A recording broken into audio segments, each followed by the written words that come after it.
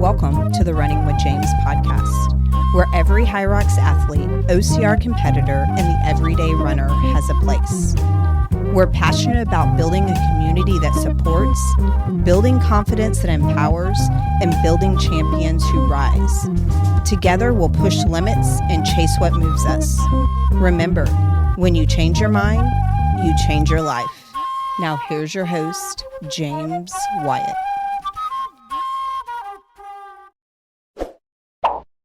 All right, the goal. We've done the short episode. We did. We've done the long episode. We have. Can we actually do one? We're like a drunk driver, correct and left, right? The pendulum is swinging. We're going down the middle this time. Down the middle. I think we just take it back to the basics. I like it. Yep. Back to the basics. I agree. Hey, guys, welcome back to another edition of Running with James. And this is a traditional Running with James episode. Nothing special here other than amazing content. We are not going to spend the entirety of your afternoon droning on. And then we're also not going to psych you out and only give you about 30 minutes of action. Today it's going to be a standard episode. And I'm excited because Lauren is locked in. I don't have it in me emotionally or like mentally to give you another 2-hour episode like last time. So We just said we're not doing that. I know. I'm glad. You better not mess my duck up. I'm not going to mess your duck up. That is my duck. Your duck I is purchased that duck. fine. I found that duck in Italy, by the way, Florence, at a duck store. Literally, just ducks everywhere. Wow. Wouldn't he be a French duck? He looks like a French duck. I got it in Florence, and I got it because I didn't know if when I got to France I'd be able to find a duck. Oh, okay. You notice his mustache is It's not actually on his beak. It's above. Well, it's not even that. That wasn't even it. But because it wouldn't make sense for it to be on his beak. It would be on the tip of his beak. Oh, on the tip of his beak. Okay. But it's like very curly to one side, but like just straight He's French. to the other. He's very French. I'm just imagining him doing this. Your duck isn't. Your duck Sorry, isn't actually, right. that's not, Lauren really dives into the cultures of this. So she Oh, yeah. probably offended her by We did by doing the Yeah, Yeah. so. So we don't want to offend Lauren.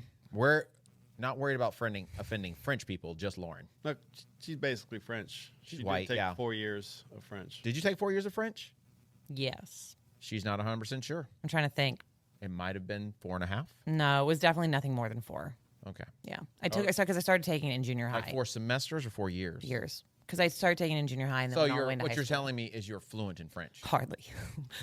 I found that out by going to France with a friend who is actually fluent in French and thinking I was fine and them not talking to me but talking only to my friend. And I was like, oh, okay, cool. They talk to me. Well, you didn't try to talk in French, though. I did try to talk in French, and I would ask them how to say things in French. And they would say, I speak English. It's okay. Yeah. Yeah. They respected that I tried. Yeah. Because they could tell I didn't know. I didn't like try to put on airs and be like, en français. Parlez-vous français? And Or whatever. I'm really proud of you for not doing that. I wanted to. I know, I'm So sure you bad. did. I feel like Nice was much friendlier. Paris was like not as friendly in terms of like, I mean, I didn't have a bad experience, but I'm just in terms of warmth and all that. I felt like the people were just generally a lot friendlier in Nice. And then when I got to Paris, I mean, it was just like, everybody was moving along. Kind of Not at that ice cream shop we went to. Yeah. Remember that ice cream I shop? wasn't with you also. You weren't sitting down. You better be ready for your number. It was right. like the We don't play. The Seinfeld soup Nazi episode. No soup for you. Yeah, no ice cream for you. That's it. They were. You weren't ready. Yeah. Yeah. I don't know. Did you feel that way in Paris? When we went to a lot of the same places together. I mean, she was doing her own thing, so she wasn't with us. But like, I feel like most of the places we went to, they were friendly, but nobody was like. No, I thought that was a great vibe. I mean, seeing some of the news now, like riots and stuff. Yeah. I'm glad we went. Remember that first restaurant we went to? That was probably one of my favorite places we went to. It was the night we first got to Paris. And I think it was just you, me, and Leah that went. We got like a burger or something. Oh, that was nice. The little bar. Yeah, They were very friendly, and the English was nobody. They may have been pretending, but they didn't speak any English. No. We were just pointing. at You're menu right. items. We were deep in the heart of it. Yeah. We were off the beat. And it was packed, man. Yeah. It was packed in there. So that was good. But they were still very friendly. They were like, oh, Americans. I was like, no, we're from Texas. Yeah. Remember the restaurant where the owner? Yes. We could not order. He wouldn't. He ordered for us, Yes, basically. He's like, no, you don't want that. No. You're going to get this. No. he actually made Alex finish his food. He did. And Alex, he did not protest. He did. He ate it. This is an older guy. It was his restaurant, and we were messing with him, and he was like, "Come and eat in my restaurant." I was like, "Is it good?" He's like, "Oh, it's the best in Ferris." I don't know where he was from. Like, I'm not He was not Algerian, French. or Yeah, it was somewhere. It was Middle Eastern of some yes, sort. and but very friendly, but very. I mean, like I said, when he told Alex to eat his food, I was like, "You better." Yeah. I was like, "I ain't getting involved. I'm eating mine over here." Yeah. We were asking him for suggestions and stuff, and then he made a suggestion, and I think I was like, "Well, what if I did this?" He's like, "No." I was like, "Okay, my bad." No. I was like, "I'll do it however you want, sir." And then didn't we ask for like what are those things called? The dessert like trio thing, like the thing that comes Like afterward. a flight. No, it's not a flight, but Cafe du Monde or it's a cafe Oh. something. Gourmand. Gourmand. Gourmand. Yeah. Whereas like an Gourmand. espresso and some, oh my God, those things are so good. I know, and Half the places we went to, they were like, "Oh no, we don't have any. We're Yeah, out." I remember getting one of those with Laura when we went to that restaurant in Nice our last night, and because she was like making a big deal about having to order one. They're so good. They're great. and It they're was good. perfect size. Yeah, it was perfect little portions. A little portion of each one. Yeah, Oh, I it mean, was and then good. espresso. I know. Ah. He gave us like a pudding. It was good, but it Yeah. wasn't the. It wasn't Yeah. because he said we're out of it. I'm like, Yeah. I bet you have it. You just don't want to sell it to me because you got this leftover pudding you're trying to get rid of. Yeah.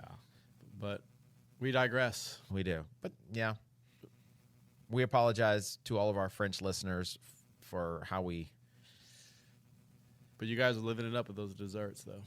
crushing it. Pastries. The pastry game there is so strong. I ate so many pastries. So many. Actually, I think I liked the food in Italy way better than in France. 100%. I think the pastries were better. The food was better. Everything was better. The coffee was better. Yeah. And the people were friendlier. Yeah. They actually legitimately, I felt like they wanted us there. Yeah. Italy was very friendly. I loved Italy. I think as far as like savory food, I thought the food in Italy was like top notch. But Except I for the still steak, think everything else was amazing. Yes. I still think the desserts in France, like the pastries, like reign supreme in France. Personally, Not the I went to gelato. so Not the many. gelato. Well, yes, That's you're, right. you're the gelato. That's right. I had so many. Like I literally think I ate like almost one day. I think I ate like 10 pastries in a day. I don't know. The last night we were there, we went to a 5-star restaurant just because we were like, okay, we're in Paris. We have to go to a really nice restaurant. So we went to this really, like, it was rated like 5 stars, and it was a 2 Michelin star chef or something like that. Okay. And it literally was probably the size of this room, and it was packed, and every table was like 2 people tables, and it took forever for everything because nobody rushes there, right? They don't. No. You don't for rush. anything. And it was okay. It wasn't. I think I remember amazing. you going because you asked us, but they had nothing on the menu for Alex. For Alex, yeah. Yeah. So that's. Yeah. That's. Yeah. So I wasn't disappointed because the food was good, but like I was expecting like my mind to be blown. Right? Yeah. So the whole evening was really kind of whatever because then after that we went to this show that one of our friends had encouraged us to go to, Great show. and Top notch show. Yeah. it was packed and we were stuffed in there at a table where like it's a table for like 4, but they had 8 of us at the table. Well. And like you're sitting this way, so it's like me facing you. Yeah. But the show was over there. Yeah. So you're like, Well, I'm just gonna say we invited you to come to the orchestra in the cathedral. That's what we with should have the gone. laser light show. That's what we should have It done. was incredible. yeah. But It was- you know what? One of our friends told us it was going to be this best show. You're gotta welcome. Go. It's amazing.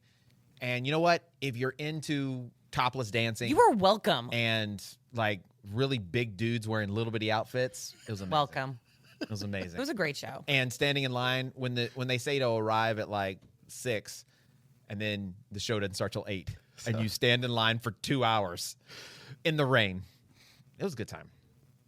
It was a great time. I had the best Never time. forgotten. Never forgotten. I've never seen so many boobies before in my life. You're welcome. I'm just like, we need to leave, Leah. We need to leave, Leah. Did she enjoy the show? She said she liked it. Alex might have had a heart attack if we accidentally took him. Yeah. To that. He would have. There were kids everywhere. Yeah, it's normal there. There were kids everywhere. I was like, how are you? Well, when I first showed up, I was like, okay, it's a safe show. We can watch this because there's children present. Nobody's bringing their kids to a burlesque show.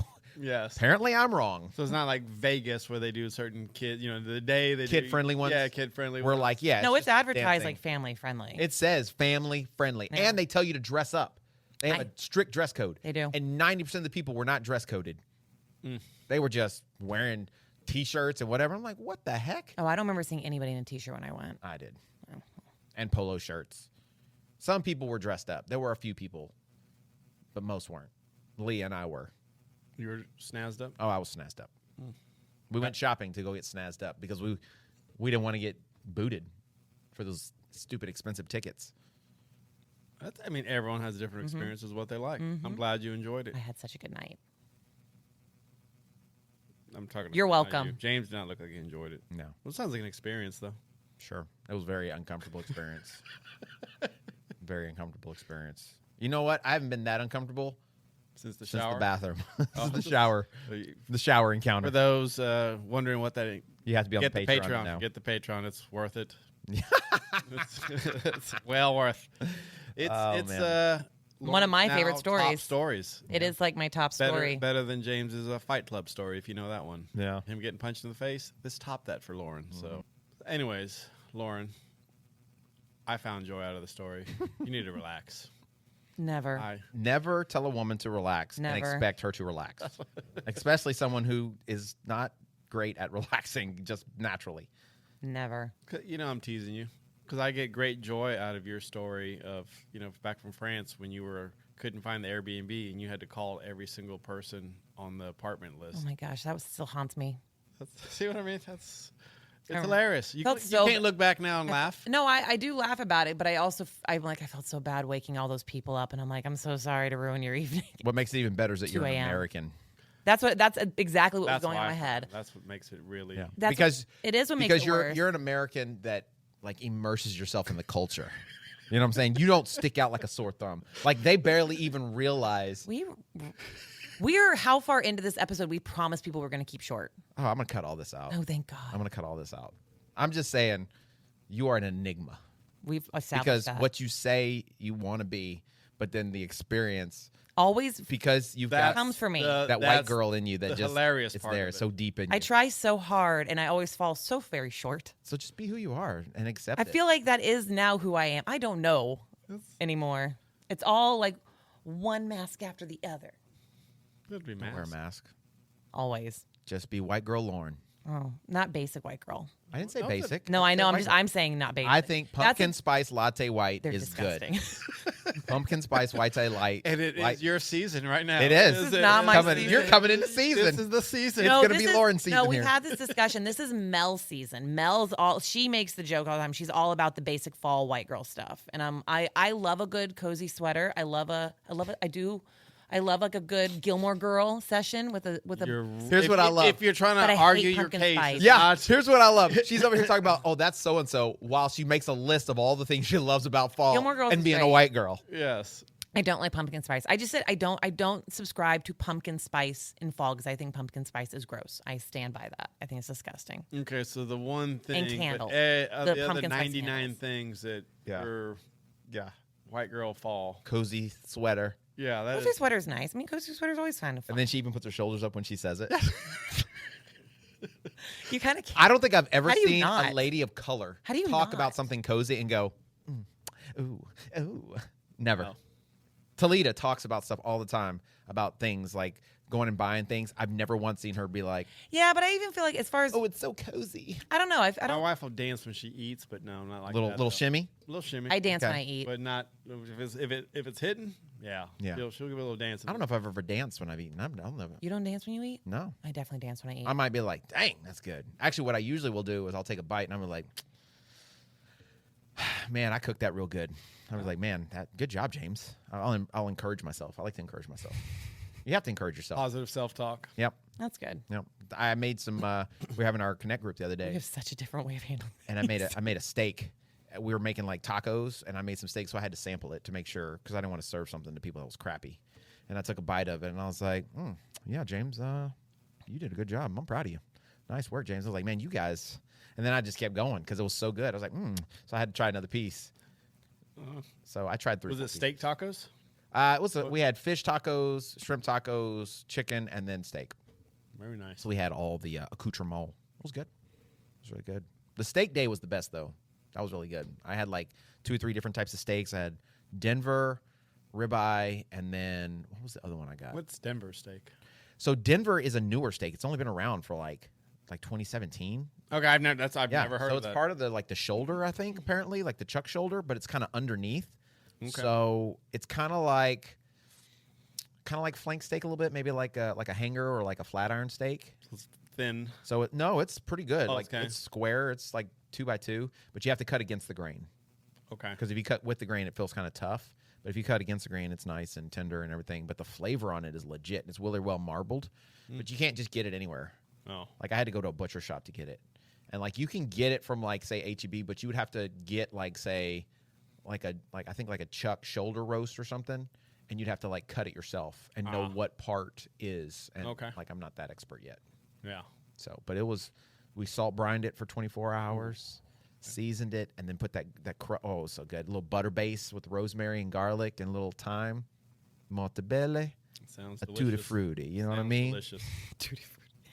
We have very different ways of like this. Like you said, you always like tell yourself, "Good job, James." You know what I do when I cook something? But tell us. I immediately will try to bring a sample of it to somebody and like I did them with the quiche. I made a quiche recently, and I tried to bring a piece of melon. I was like, I need you to tell me what I did wrong and what I can do better. Did you try it first? Yeah, I do, but I don't trust myself. Yeah. So if it's good to you, that's all that matters. Well, dude. so You're the one eating it. So here's how I do. This is how I do things. I love quiche, and this is how anything I make. The first bite, I was like, oh, this is great. I think I did a really good job with this one. I make quiches quite often. The second slice I had, like the next morning, because I made it for the week, I was like, okay, I think I could do a little better with this and this. And then the third week, I was like, there's so many things I could have done better. So I will kind of pick it apart over the time. I always want it to be better. There's nothing wrong. And now nothing we wrong with have that. a trained chef amongst us, so I can have her just Stay with us. We'll be right back. Looking to take your running to the next level? Whether you're just getting started or chasing the next PR, my dad, Coach James, and BC Fitness have you covered. Join our in-person or online run coaching. Plug into our free weekly run club and train alongside a community that's built different. From High Rocks and OCR to daily group fitness classes at our Houston gym. This is where athletes are made. Come run with us, train with us, grow with us. Visit mybcfit.com and start building your best.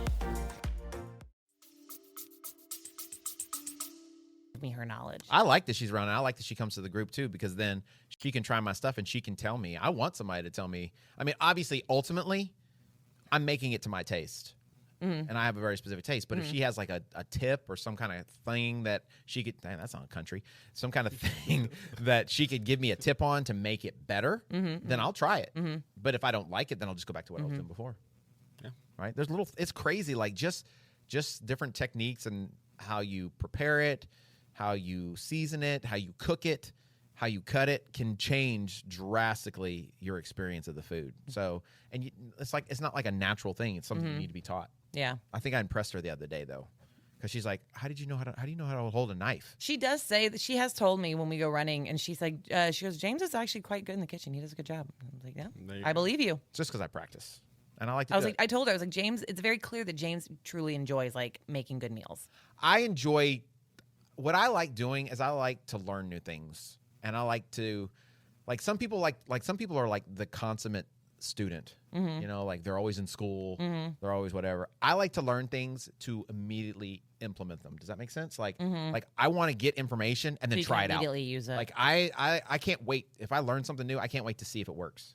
See if I can make it happen or see if I can do it the way that person did it. And then once I do it, then I'm like, ooh, how can I do that better? Or how can I put my own twist on it? So I like to learn things. So like woodworking, like building stuff, cooking, obviously athletics, running, physical fitness. I love to like learn things that you can like put into the real world and make it happen. Got you. And then kind of see how, like you said, how to improve it, how to do it. And Yeah. kinda, So and what I really like are the basics. I love, like, I feel like, at least for me, I feel like if I can learn the basics of something, then, and I can understand like the foundation of it on how to build things, then you can do anything. You can build anything. You can from the ground up. And I think so many times people focus on like they're down the road before they started with the foundation, right? So they're working on the fourth floor right? And they're trying to do all the fancy stuff before they develop the ability to like So, do like, the beginner stuff. Yeah, so like I mean, going in running, they'll say like an Olympic athlete and doing some sort of crazy advanced drills, and they want to do those. Yeah, but or like they're doing 20,000 meter repeat or 800 meter repeats, right? And so Yeah. they're like, okay, if I'm going to be good, I got to go do 800 meter repeats. yes, Right. So they focus on like all the fancy, cool stuff, and they don't pay any attention to like the foundations, the basics. absolutely. So I think that's for me. That's why I like cooking, is because there's little things you can do and experiment. And then my daughter, we've been doing it a lot lately. She helps me a lot in the kitchen, and we'll cook things together. And she seems to really enjoy it. And like it was funny because she was like, "Daddy, I want to make my burger tonight." So she wanted to make hamburgers, and I was like, "Oh, okay." And so she had a little recipe, and so she got the recipe out. And she did it all, but I didn't do anything. I was making Leah and I's burgers. She made hers. She got like egg out. She got some breadcrumbs. Like she got paprika and garlic and salt and pepper. She mixed it all up. She made her patty. And Did she mix it with her hands? yeah, she mixed it with her hands and everything, and pressed it, cooked it, and she made her own little secret sauce.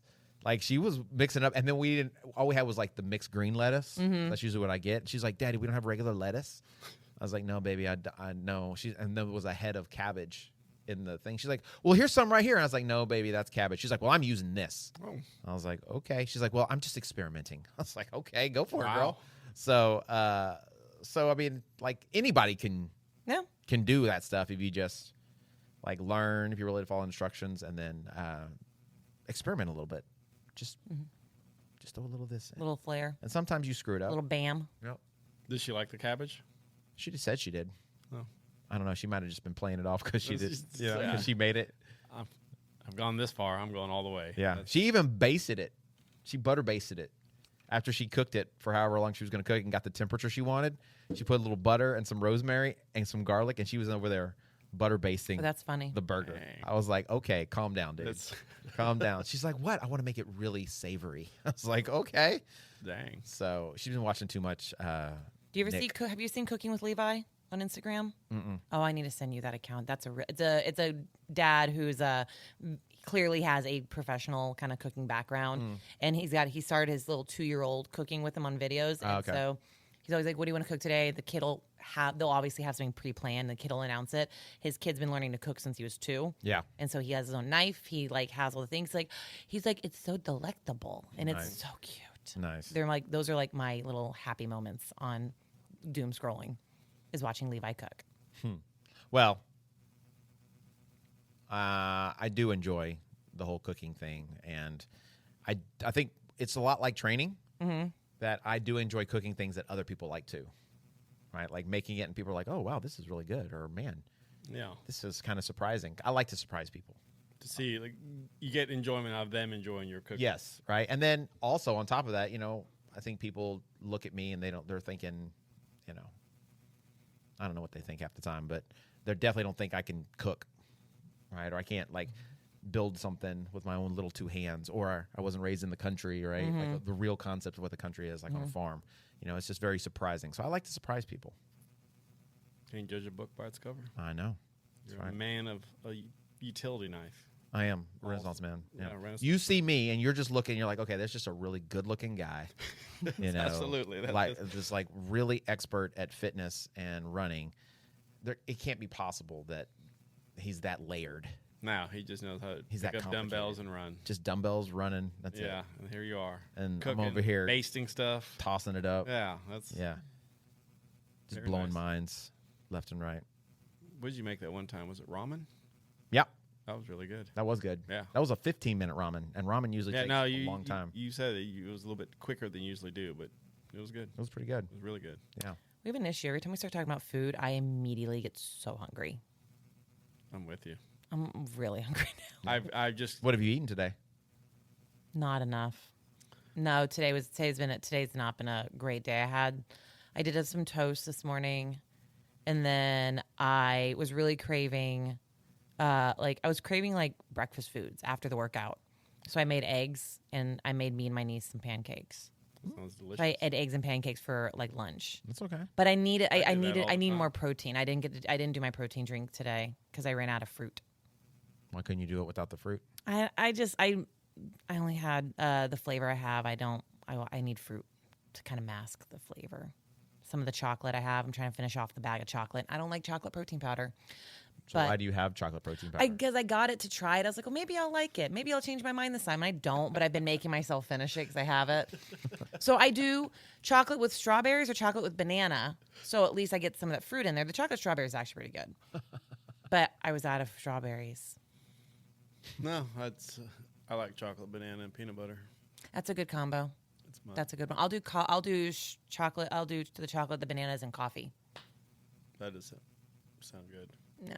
So I haven't had enough protein today. I've been trying really hard to log my food I'm doing it for the next month, and it is a struggle bus because I'm trying to make sure I'm trying to track my macros, like actively track my macros. Does your coach have you do that?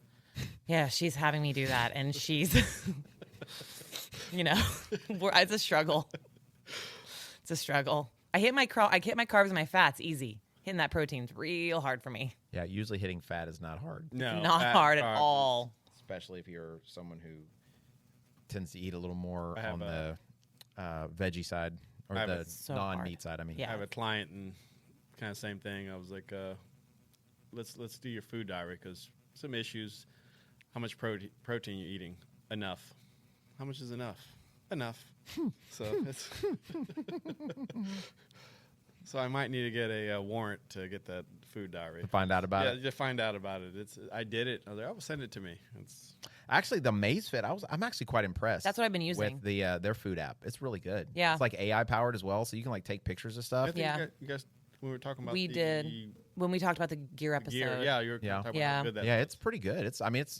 I use MyFitnessPal forever, and it's better than MyFitnessPal, I think. I'm going to agree. Easier to use. Yeah, I agree because I think when we talked about it on the episode, I said I hadn't really used it too much, but I have been actively trying to use it, and you can literally just sit there and kind of like give it a rundown of like what Can you you just ate in a download meal. the app and use it? Or I do you don't have to know, have it? maybe. Maybe, I haven't tried. I was assuming so. I would assume you could. probably. But it is really good. It's been easy as far as like if I have a meal, I just literally sit there and kind of talk through what all I had in the meal, and it gives you and you can edit, but it gives you a pretty good rundown of like what you probably had. And I think it seems fairly accurate, but I've also, Are we going to talk about the date fiasco? no, we're not bringing up the date fiasco. I'm realizing I'm like, okay, I know this is me. Whenever I'm like trying to put in like my protein sources, I'm like, okay, I made fish, and a serving of fish is like a size of a deck of cards. I'm like, okay, so a deck of cards is this big, and so I'm sitting there with my hands. You like, should not use measuring by like distances. I was thinking about the. I didn't want to paper. say anything, I but was. I saw her leaving today. I was at the park running, and she was driving down Cutton, and Luna and I were running at Side Champ, and I saw her driving, and I was like, that chick is sitting really close to the freaking steering wheel. She was like really like up like this and driving really slow too. I was like, this is not like a I was school tired. zone I'm or telling whatever. you, I was But she was tired. all up, sitting tall I think I was going 30. and driving really slow. And I was like, is that Lauren? It was very rigid. That was me probably. I was like, if she was any closer to that steering wheel, she would be on the steering wheel, Yeah. like in it. I did try leaning the seat back for a little bit to see if I could like see what you weirdos are talking about, and I didn't like it. I felt like I was low riding it. I felt like I was riding dirt. Maybe you don't sit back so far that you're like this. Maybe you Yeah. do more of a situation like this, like a half bend. Why'd you look at me when you said lowrider? Oh, you're just right there. I'm sorry, I could have looked at you, but you were. Well, why are you looking at James? Where's my duck? Where's the duck? Only messing with you. Calm down. Well, we said we were going to get back to the basics, and we said we were going to not make this a 2-hour podcast. You have a lot of cutting to do. No, I don't. I'm going to just leave it as it is because they know what they're going to get, except for at the 15-minute mark where I cut that for whatever reason. Because you can't keep your mouth closed on the wrong things. You just can't help yourself. Can't. I'm sorry. Ridiculous. Well, then you tell her no. Subliminally, she just. Yeah, if I told her to do it, she wouldn't do it. But if I told her not to do it, she's doing it. Yeah. That is ridiculous, man. I don't even mean to. It just That's- happens. It's in your heart. It's just It's in your stinking heart. to be combative and Yeah. cause discourse. I feel like my wife sometimes is like that too. Like she's just combative just for the reason, just because. She's like, things are going too good. See if we can shake things up a little bit. And I'm like, what? What is going on? And she's like, got him. He seems too relaxed over Yeah. there. Let's This dude's enjoying life too much. take that. I'm over here stressing out with all these kids. Let's shake up the globe. We're going to shake it up a little Yes. bit. Freak this dude out. See if I can tick him off a little bit. I feel like that's how you get up in the morning. Like, have you ever seen those like Instagram things? Dude, where if you the saw lady- me get up in the morning, I look like a very sad sack of meat flesh. Just like dragging myself to my coffee. I'm one of those people who like is very, very quiet and just kind of like ghosts through the house until I get coffee, and then I just kind of sit there. It takes me a good like hour to kind of come to life. I'm ready to roll. Please. Not always. After Tuesday, double run day, I'm a little slow on Wednesday. Yeah. I'm, Word is born. Yeah, a little. On Wednesday, I didn't think I had a client because I saw him Tuesday, and they messaged me at 8 in the morning. Like, I'll see you at 9. I was like, oh, they're coming. I was not Prepared for that. Well, I still had plenty of time, an hour, but I hadn't walked my dogs. I was literally just sitting there in my boxers in front of the TV with trying to get my coffee in me, and I was like, I am in like low gear. I need to be in high gear right now. So it was a rush. Wednesdays tend to be pretty tough because like I get home late Yeah. Tuesday, and then I have a 6 a.m. like online appointment on Wednesday mornings. Yeah. So I have a 6, and then I have an 8, and so like I usually roll out, and I never do this except for Wednesdays and Fridays. Right, Fridays, yeah. I have my appointment at 6, and I set my alarm for 5:45 You just. because it's online, right? Yeah. So I literally get out of bed. I still get in the shower just so I can wake up. I take this is the quickest shower I take ever. A little 5-minute shower so I can sit in front of the screen and look like semi-awake and alive. And then the worst thing ever is that I've got an hour before the next one. Just enough you start So getting it's not sleepy, enough time for me to go to sleep. Yeah. But it's just enough to get up and like make breakfast and get some coffee or whatever. But yeah, Wednesday's tough. Wednesday's pretty tough. And once I'm awake, it's over with. It's done. But on Tuesdays, you teach the 5 a.m. class. Yeah, too. that's why it's so tough. Yeah. Because it's 2 early mornings like back to back. And then they're both like Wednesday's not, I mean, it's not a long day. I mean, it's like my first is at 6, and then my last class is at 6. So it's like a 12-hour day, right? But Tuesday's long. Tuesday's like what, 5 to basically 9. Yeah, I know. We get out there late. Yeah, 'Cause like 9 o'clock or so. That's a long. Plus, it's 2 workouts in that day too. So Tuesday is like tough, man. I'm dragging on. Come Wednesday night. Come Wednesday night, I am like, I go home and I leave here like 7 usually, 7-ish. I didn't get out of here last night till like 9 because I had to teach for pastor. But like I get home and like I'm in bed usually about like 9:30. I'm just laying there. Oh wow, that's a quick. Yeah, I get home. I try to eat as long as like I can get food in me. You don't have to walk Luna, or you have her here with you. Well, she's here with me all day, Okay, well, right? So, and I usually take her for a run or something. Okay. So during the day or in the evening when I go run. So, but yeah, I'm in bed because I'm dragging. I'm definitely dragging butt for show. Yeah, they're getting up early, or that early. Yeah, I mean, I don't know how people do it, man. Every day, like I think of Jamie. like people who get up at 4 o'clock every single morning. Jamie. Like Crazy. Matt, Lana's dad. Yeah. Oh yeah. He That's gets up like another one. at 2:30 or something every single day. 2:30, so he can work out because she gets up early to go run before school, and then he's got to get her to school. And they start school like she gets to school like 7:30, something crazy like that. So he gets up every day at like 2:30, 3 o'clock. I'm like, what the crud? Well, I think That's wild. I think it's once you build that pattern, I think easier. It's not as easier because when I used to work, I'd have to get up at 5 every day, kind of deal. It wasn't as bad, but when you do it just one day, it throws off your day. Because I'm same thing. I train someone at 5 in the morning on Tuesday, and it's getting okay, but it just throws off the schedule. Yeah. I'm used to sleeping till like 6 or 7, and then but just that one day, I'm just kind of like fighting. I'm finding myself now, like I hate it, but I find myself now, like more often than not, like because basically on Tuesday I have to get up at 4, I guess. Wednesdays I'm getting up like at 5. Fridays I have to get up at 5. Saturdays I have to get up at 5. So it's like the days keep adding up where I got to get up at 5, And I'm like, what the crud? And it wouldn't be that bad, except like it's not like the day is not shorter.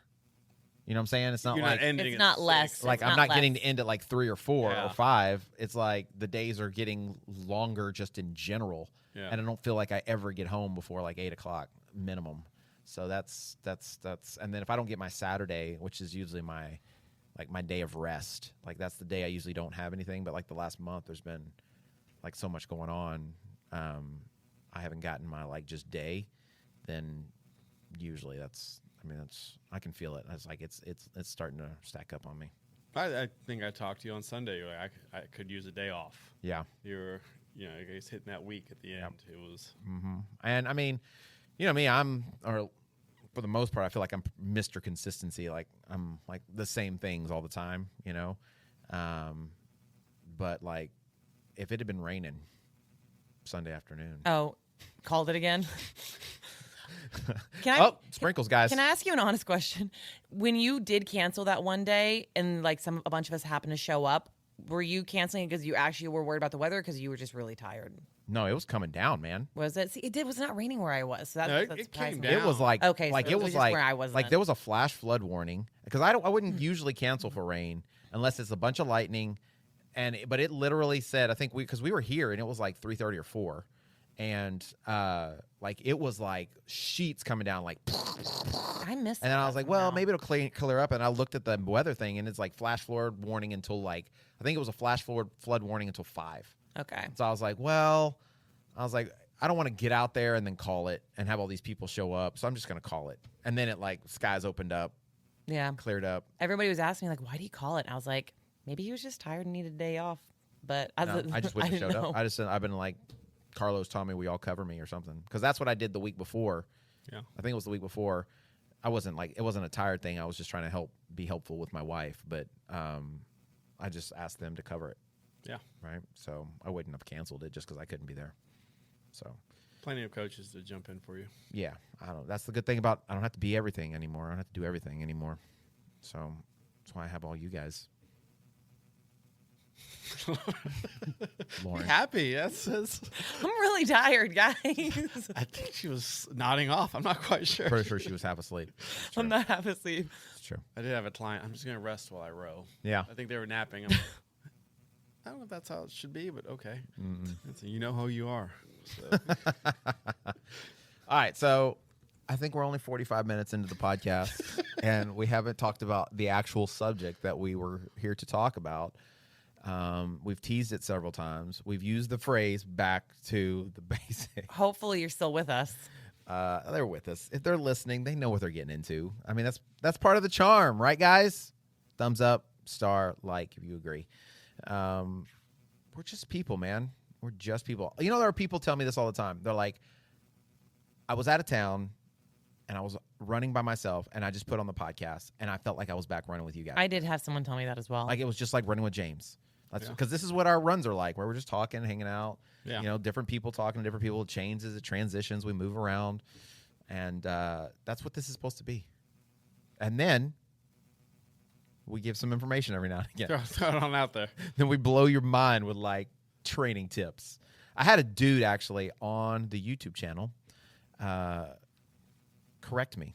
Really? Ooh. Yes. What did he say? So I did a shoe review, and it was the Puma DV8 Nitro Elite 3, right? So I did that shoe review, and apparently I said it was a PIBA-based foam. Okay. And I haven't watched the video again because I made the video like a couple months ago. But he commented, it's not a PIBA-based, it's an ATPU foam.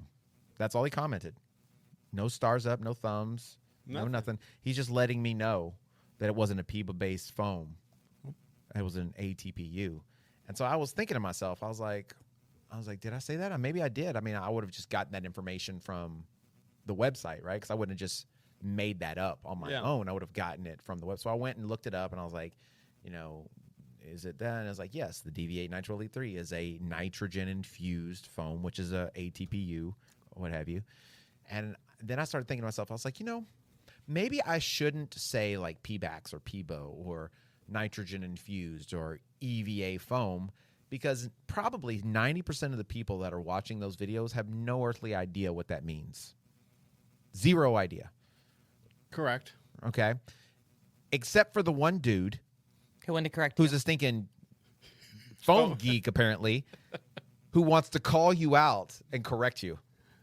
I got a little giggle, a little chuckle out of it. That is funny. I thought it was I a little think bit funny. when you have people like that, you can always just be like, you can kind of give them what they want, but be like a little cheeky about it in a way that like makes people feel like, oh, I was kind of a. No, I just responded, I was like, man, you're right. It is a nitrogen infused. Yeah. That's all I put. Because, I mean, his was, I mean, it wasn't, I mean, obviously you can't read into like You can't read those texts. the text, like unless the they tone, specifically tell you right? something. There's no tone in it. Yeah. So he may have just been like, just trying to be nice. Yeah, he might have been. Just to Just make, these are the facts. he's just trying to keep you honest, Yeah. trying to make sure you know what you're talking about. Yeah.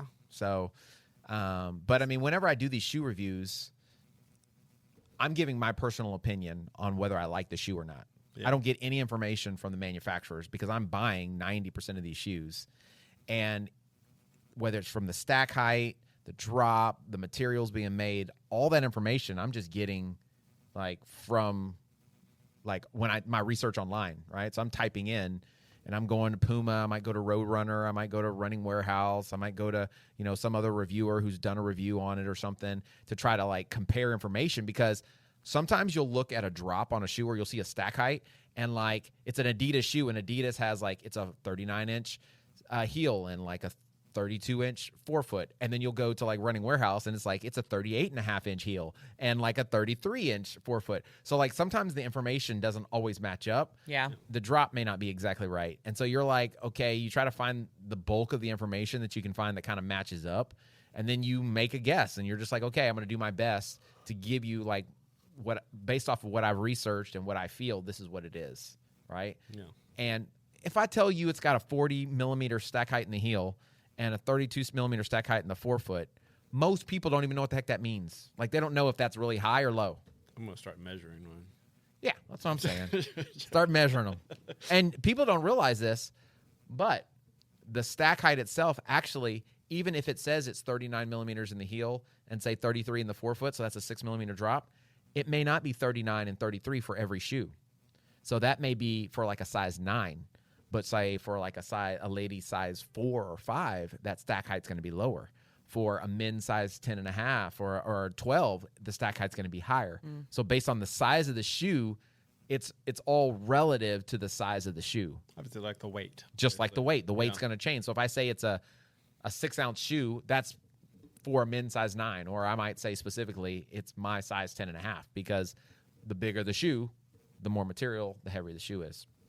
But I just found that to be a little That is kind of cheeky. Yeah. A little cheeky, and I was like, "Thanks, man, for listening. I appreciate you." Like you said, all types out there. Foam, you know, it's a foam nerd. You Yeah, know what I mean? Like foam nerd. someone like, you know, Star Trek. Well, correctly, that was episode 42 where that happened. You know what I mean? Well, he probably like follows like all the other shoe reviewers, and he's like, "Oh, here's a new shoe review. Let me check this guy out." And then he's like, "Oh, this guy's a clown. Did he Let me follow- correct this did he guy." follow you?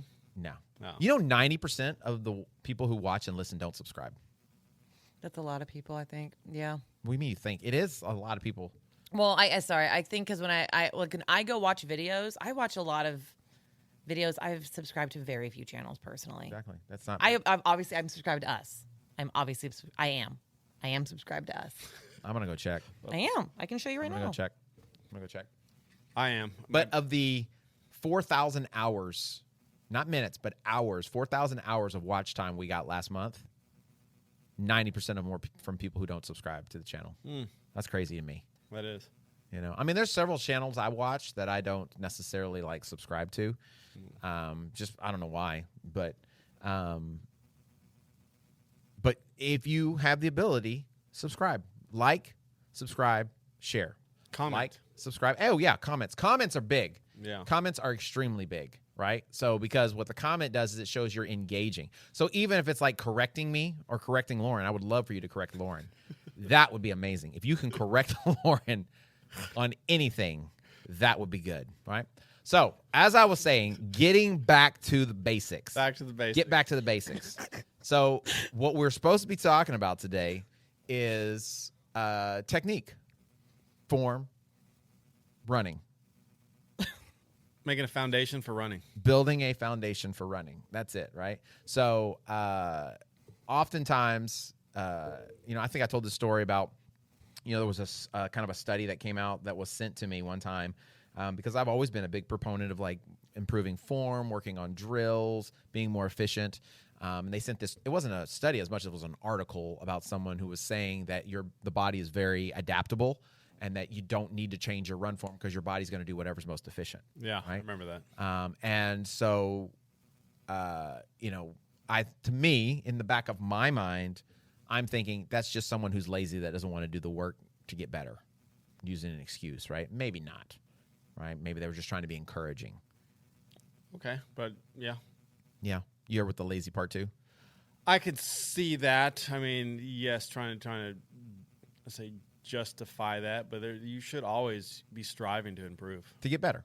There are certain, we'll be going through it on, postures of the running. We'll start talking about it here shortly, but there are certain just biomechanics for running that are just, if you try to adapt to the running form, that's where you start overcompensating a certain way. Right. No, for sure. Yeah, I've heard someone that, I forget what was wrong. Something on their forefoot hurt, and this was a trainer. And then he's like, well, you know what? I figured out if I kind of hit on the side of my heel, I can still run. And then what do you think started hurting after that? Yeah, so the side of the Yeah, so it's kind of like, the body will adapt to a certain way, but it's not always the best. Right.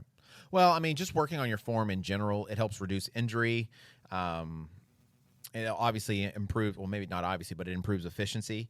And it can make running feel a lot smoother. I watch people all the time, and I see how much they bounce. And I can see it, maybe just because I'm so familiar with it now, but I can see someone running, and I can say, man, you are putting a lot of pressure on your joints. There's a lot of vertical oscillation, right? So an up and down bounce, and it's not very smooth. And I can see when you're wasting a lot of energy just because of, you've seen it so many times, right? You've watched so many videos, and, you've broken down so many different running forms. And so, we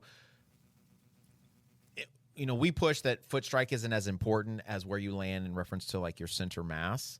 But, there are so many different opinions out there on proper running form, and what I find is what's really funny is they're not necessarily wrong, but it's just like everything else. There's a more efficient way to do something for this particular activity and than there would be for this. So sprinting is different than like endurance running. So the mechanics for running are pretty much the same, but your mechanics that you would use for like maximum effort sprinting is not exactly the exact same thing you would utilize for like, say, running a marathon. I've seen like some of the sprints, it seems like their arms are a little bit more wilder, I would say. Yeah, a lot more drastic force, in their swing. Yeah. And more. Even the way they pull and the way they drive, in through their stride is going to be different than the way you would do it that would be the most efficient for, say, like a marathon or a half marathon or something like that. So I think it just comes down to understanding that no matter what you do, if you work on building particular muscle groups, hamstrings, glutes, quads, calves, hip flexors, your core, and you work on doing drills, specific run drills, you will get better. You're going to be a better runner, and you are going to limit the risk of injury that you may have as you continue to build volume and you continue to build, intensity as well. No, absolutely. It's setting the foundation. Yeah, for sure. Or, we always get back to, people saying the myth, running's bad for you. Mm-hmm. And why is that? Is a lot of times improper form. Mm-hmm. Just running incorrectly, heel striking, or you mentioned it before, heel striking, shin splints, knee issues. It just all kind of, goes into that correcting the form. A lot of times people will go to, I need a thicker shoe, than correcting the form. Like you said, it's kind of being lazy. I need more padding. More padding. Yeah. Instead more of cushion. Instead of getting to the root problem of what's causing the pain. Let's just put a Band-Aid on it. We're going to double that cushioning. Mm-hmm. We're going to still keep running the same, but now it's going to lessen the impact. So that's one of the things that I don't want to say it's like a pet peeve, but it's one of my things that I like to. I'm not even sure what it would be called, but let me say what it is. So like the inserts, like the shoe inserts, right? You go and you get your foot tested to see if you're a pronate or you supinate, you overpronate, whatever it's going to be, and they say, okay, well, since you do this, you need a stability shoe, or you need to put this particular insert into your shoe. And for me, when I see that someone, maybe their arches collapse or maybe their knees collapse, what that tells me is that there's an imbalance that we need to address. So instead of saying, okay, maybe in the beginning, maybe use a stability shoe. Maybe in the beginning you put some support in there or whatever. But ultimately the goal would be to create the muscular structure so that your body moves more efficiently, and that's not an issue anymore, because that's not usually something that is not fixable. That is something you can address, right? So like if your knees are collapsing, oftentimes it means your glutes are not activating and they're probably not very strong. And so if you start working on your glute medius, your glute minimus, or what have you, it's going to help support those knees from collapsing in. If you're people call them, like, I guess, what, flat arches, or flat foot, you're flat-footed or something like that. Well, calf strength, foot strength, all those are things, even mobility, all those are things that you can like work on and get better at. And so like what you're saying to me, I think those are all like not even fixes, but they're like ways to kind of, it's like the knee things when people put the braces on, the little things underneath their kneecap so that they don't feel, because they get runner's knee, right? Yeah. And really what they need to do is start stretching and foam rolling and stretching out their quad and addressing what the issue is, instead of like putting on some kind of wrap. Did you do a 12-mile run and you run in 10 miles a week? Exactly. Or that's Total. what you've been averaging. Yes, Exactly. It's yeah. all. So it's just like you're doing these little things like that, when really there's other causes or other problems or other ways to actually, for longevity's sake, address it and fix it. Yeah, 100%. So I found this study. It's this British Journal of Sports Medicine back in 2012, and it was I guess a professor or whatever from Harvard University, and they did a study on the foot strike and injury rates in college runners. And so the foot strike patterns and injury rates in endurance runners, it was called a retrospective study. And so the study was of 52 middle long distance college runners, found that those who habitually rear foot strike or heel strike had about twice the rate of repetitive stress injuries compared to forefoot strikers. Okay. Now, we always talk about, like, instead of worrying about where you land on your foot, we talk about where you land in reference to your center mass, right? So not overstriding, right? Because that can slow you down. And then obviously, or maybe not obviously, but also your legs tend to be straighter, so you tend to be less absorbent on your muscles and more on your like joints, knees, ankles, things of that nature. Putting the brakes, like you talked about before. Yeah, basically kind of slowing yourself down while also creating more force on things that weren't really meant to absorb impact. So like your knee joints, your hip joints. So kind of versus, using that energy to kind of propel you. Letting your muscles be the kinetic energy they're supposed to be. Going back into the body. Yeah. So what it said was, it was kind of fascinating to me that while overall injury rates were high in both groups. So they had high injury rates in both groups, okay? Forefoot and heel striking, okay? Because they were all overstriding. That's the thing, okay? That's what I found very interesting, was that 74% had moderate to severe injury per year. So 74% of these runners had moderate to severe injuries, okay? But there were twice as many injuries in the people who landed on their heels as opposed to their forefoot. And when I look at that, I would think, okay, well, even if they're overstriding, probably it was because when they land on their forefoot, they're engaging their calf more. So at least that's a muscle group that is being engaged, as opposed to your heel. Basically, you are just sending all that impact right up your heel, straight through your tibia, through your femur, right up into your knee joint, to your cartilage and all your different joints. And so, I would be willing to bet, they didn't put that information up, but I'd be willing to bet they probably had more stress factors that way, and probably more like tendinitis type issues. And so I thought that was interesting. And so to say that it's not important to work on your run form, well, if you could cut the injuries in half simply by quickening your cadence, and that's basically what they did, is the next study found that by quickening the cadence, increasing the step rate by 10%, and adopting a slight forward trunk lean, that it reduced the risk factor by 10%. Nice. So just simply, by quickening your cadence a little bit and by having just a little bit of a forward lean, that lowered your risk of injury by 10%. And so if you are working on your form, if you're doing drills and things of that nature, then you can do wonders for staving off any type of major injuries that you might have, which is one of the things that everybody assumes is going to happen with running, right? You are going to get injured eventually. You're going to get hurt, right?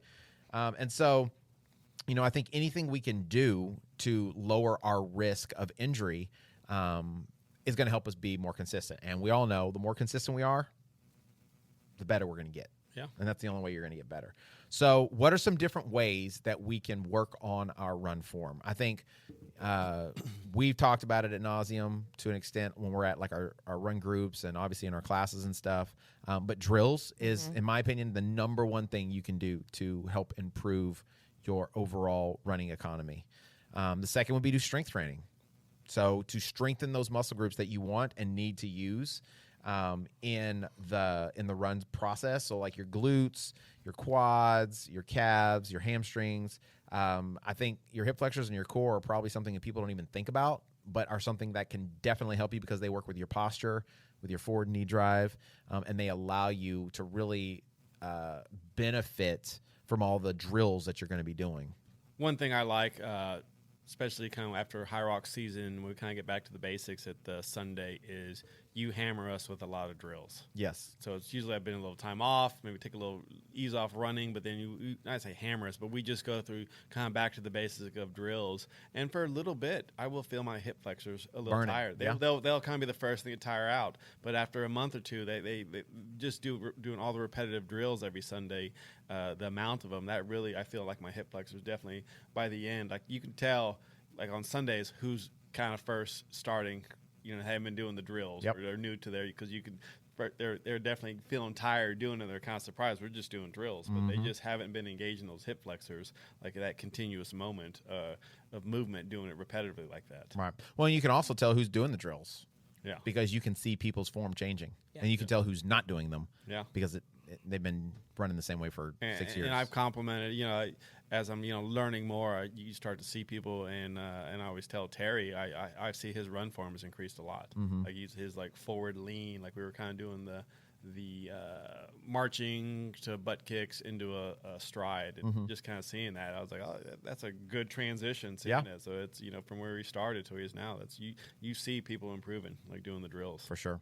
So drills, strength training, speed work is another great way to help improve your run form because it helps build strength. It works on your cadence. I would put like hill repeats in that speed kind of category. We'll say speed / strength, right? It works on form, on really that turnover. Strides, like you had just mentioned for Terry, right? Going from marching drill or butt kicks into strides. Those are all things that you can specifically do not only to build strength, but also to work on your specific run form at a faster pace, because usually what I find is I love you so much. I love you. I do. So freaking much. You just keep being you. What I do now, I'm just sitting here and looking at you. Did I get deer in the headlights eyes? No. You had zombie in the headlight eyes. You are a little dead behind the eyes. Look at her. And her hat too is like like me at track. Yeah, today. you look like she looked like she's been robbed. That's what she is. She was doing 800 repeats. Yeah. In between sets here. That's exactly right. With this duck sitting on a freaking knee. My God. So, but those are all ways that they're strengthening, but they also help to work on that efficiency in your form, and then mobility and recovery.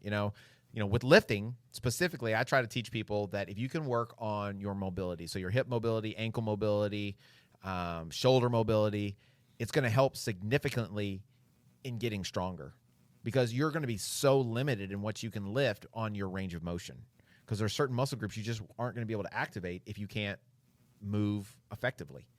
And so learning to, get deeper in a squat, learning to being able to keep your heels on the ground, maybe staying upright when you're trying to get deep into a squat, being able to rotate your shoulders effectively, having full range of motion on a rotation can allow you, from pull-ups to muscle-ups to handstands to, overhead presses. All of those things become much better and much more efficient when you have good range of motion.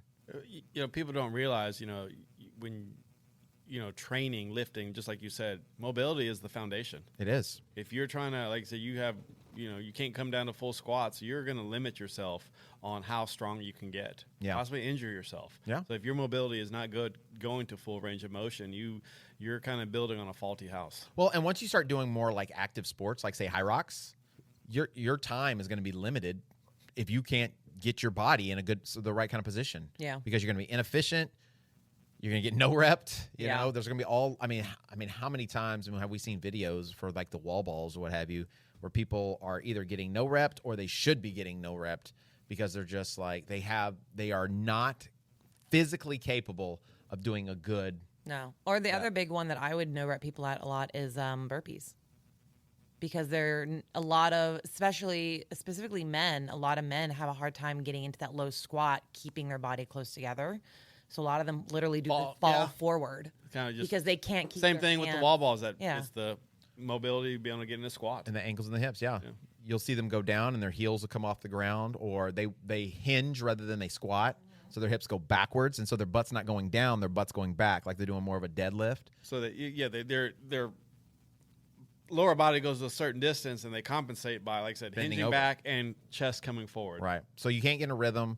You're also not getting deep enough. And then when you start to come back up again, you're not using your legs to throw the ball. It's all upper body. Yeah. So the same thing can apply for running, whereas if you're not landing under your center of mass or within reason, if you're not falling forward at the ankles, if you're not getting a good turnover, so if like your heels are not opening up behind your body, you're landing in front of yourself, not only do you slow yourself down, but there's so much wasted energy that will happen. Because oftentimes those individuals do two things. They bounce a lot, so they have a lot of vertical oscillation, and they have a lot of hip dip. So as their right foot lands, their left hip dips. As their left foot lands, so it's like sashaying a little right. So you're just completely beating up the glute minimus and the glute med, which are smaller muscle groups, and they're meant to kind of help support the knees, and they're meant to help to support that lateral hip stability or what have you. But when you're constantly beating those things up, they get tight. You get impingements.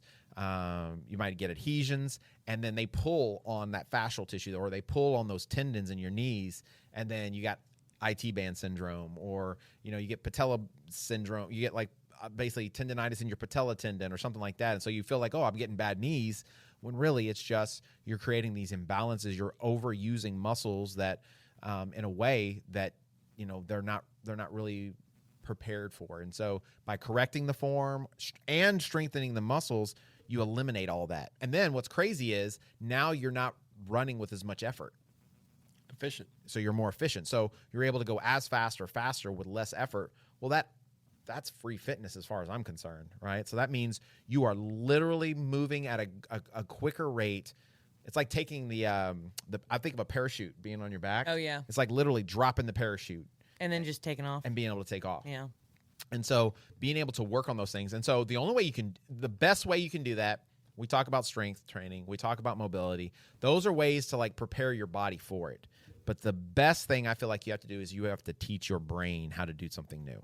That's really what you want to do. You have to teach your brain, because your brain is in charge of everything, all your nervous systems. It's the thing that's telling the rest of your body what to do, when to do it, especially when you're doing more intense activities, because the first thing that happens is your body's going to divert blood flow from non-essential organs to whatever muscles that are being worked to create that energy.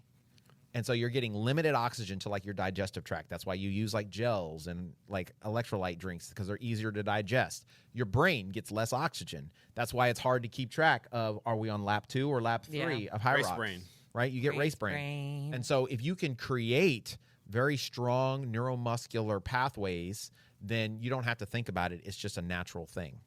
I was just about to say that. I was like, every Sunday you tell us that. That's Yeah. why we're doing those drills. They're brain exercises. What are we doing? And then Jonathan will raise his hand, and he'll be the only Yeah, one. he's the only one answering it's like he's the only one using his brain. The rest of us are. Yeah, deer in the headlights. So, but and that's what drills are, right? Drills, yes, I think like you said, the hip flexors. You're going to be using the muscle groups, and you're going to feel them. But really, more than anything, I think what fatigues you so much when you're doing drills is that you're thinking so hard. Right? If you're locked in and you're focused on like being very deliberate with the drill itself, it can be very tiring because you're thinking so much. Yeah. And the more you do them, especially when I first started, I would have 1 or 2 days where that's all I did was drills and strides. I'd go run, 2 or 3 miles, and at the end, it would be like a junk mile day. At the end, I would do like 10 strides and a bunch of different kind of drills. And I would be tired after that. It was good the next day. I felt great because it got help with blood circulation and all that good stuff. But like I would be just like mentally exhausted because trying to like get my foot in the right place and get my knee high enough or keep my toe in dorsal flexion, and I mean, you see how it is on Sundays sometimes. Like some of those drills you got to like think about. Yeah. People look a little goofy, they look.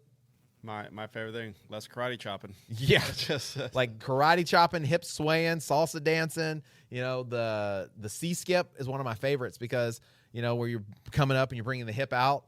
I'm horrible. I need to work on it. Hilarious. Oh no, I feel like it's the only one I'm really good at. I don't know. Maybe I have Luce I don't know. loves coming behind me. Yeah. when we do drills just because she'll giggle just anytime I mess up.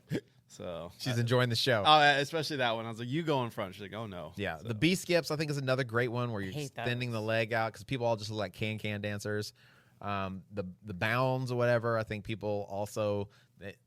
That was a rough day. The bound day. The bounds are pretty funny to watch. Yeah. So, but the more you do them, and that's the thing is like in the beginning you're probably going to do them incorrectly, But if you will do them consistently, keep watching how they should be done. Video yourself doing them so you can kind of see the differences, and then those signals and those things will start happening, and all of a sudden things will change. Yeah. And the more you do that over and over and over again, eventually you'll go out running one day and you'll be more aware, and you'll just naturally do it. Your cadence will be higher. I think when I first started running, like trying to build volume and everything, I think my average cadence when I was running slow was around 150, 151. And to most people, I mean, what does that mean? Is that a good thing? Is that a bad thing, right? Well, 180 is kind of like, it's not the be-all, end-all, but it's like, that's a number that a lot of runners try to get to. kind of like a statistical. Yeah, it's like if you can hit good this runners number, are kind of what they're. it's kind of correlated with better running form, okay? It doesn't mean it is. It just means there's some similarities to it, right? And so I was like, man, I'm a long way off. And so when I first started trying to like raise that cadence, I didn't jump to 180. I went to like 160, 165, 170. And it felt like I was taking these little bitty baby steps. I felt like I was shuffling my feet. Yeah. And so I would have to, I wouldn't do it every day. Every run, I would pick like one run. And this is the run I'm going to work on cadence. And so I would start like in marching drill, and then I would take off running. And then I would count my cadence while I was running. And I'd count like my right leg and do it for a minute, and then I'd double that, right? And that's what my cadence was. And about halfway through, you could tell you were not where you were supposed to be. So I would stop, and I'd start my marching drill again, and I'd go into it again. And what I found is that when I was doing the marching drill and I was trying to focus on like driving my knee and pick up my heel, it was easier for me to get the higher cadence without feeling like I was shuffling my feet because I was literally picking my feet up, but I was just doing it in a quicker fashion. And so that really helped me. I did this thing called the cadence drill, which was basically on a treadmill. And so what you do is you get a metronome. You set up a metronome for 180 beats per minute, and it's just clicking there. Dun, dun, dun, dun, dun, dun, dun, dun. And I listened to it and did it so many times, I feel like I can be on 180 at any point in time. Like I know what 180 beats per minute is. Like that's the cadence right there. Dun, dun, dun, dun, dun, dun, dun, dun. So you start at 0 and the treadmill's not moving, and then you start in that marching drill with 180 beats per minute. And you're trying to hit that beat. And then after about 30 seconds, you turn the treadmill on, and it's going, half a mile an hour, something slow, but you're focused on keeping that marching drill. And then you do that for 30 seconds to a minute, and then you increase the speed. And so you slowly, every 30 seconds or so, you increase the speed, but the goal is to keep that 180 beats per minute and focus on driving the knees and picking up the heels.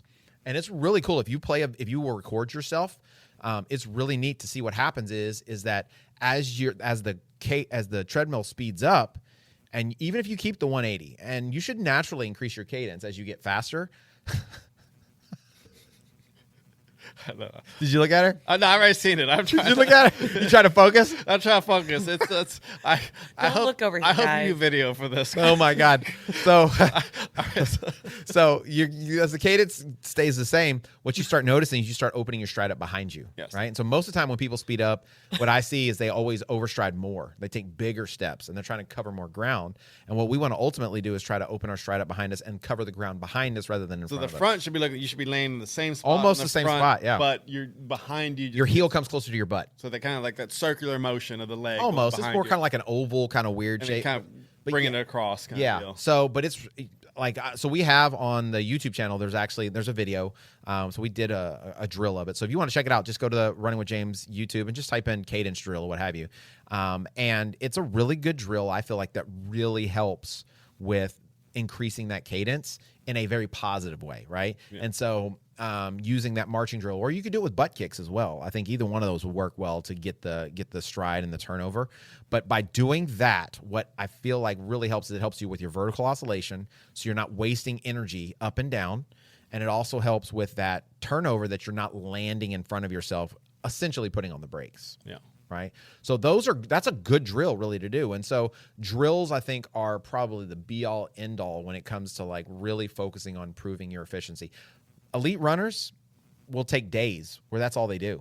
They just do drills. Sprinters, most of the time, they just go and do drills out of the blocks on the track. They're not doing a ton of running, right? They're doing strength training. They're coming out of the blocks. They might run a total of 400 meters in their workout, but they're constantly just working on the form because mechanics is such an important part of what it is that they do. It's funny. I just had a training session with a client last night, and we did their tempo work on track. Okay. And I ran a little bit with them, and as they were getting to the end of the tempo block, I could tell the cadence starting to slow down. They were still keeping the pace, and I was like, quicken the cadence. I was like, you're gonna hear that in your nightmares. Trust me, I hear James's voice in my head. That's where I'm just used to hearing that, quicken the cadence. And they held their pace throughout the whole thing. I was like, I guarantee your data is going to show your cadence. It's higher, It's going slower. Yeah, well, when you're rest or you're getting tired. When they were getting tired. And as soon as we pulled up the data, they held the pace, but you saw that cadence go from 175, and at the end, you just saw that graph just go down, 167. And they were like, well, I held the pace. I was like, but you were working harder. Yep. You're wasting energy. It was, yes, you held it, but you weren't as efficient. Right. And they were like, well, how do I work on that? Drills, like the marching drills. Think about that marching drill.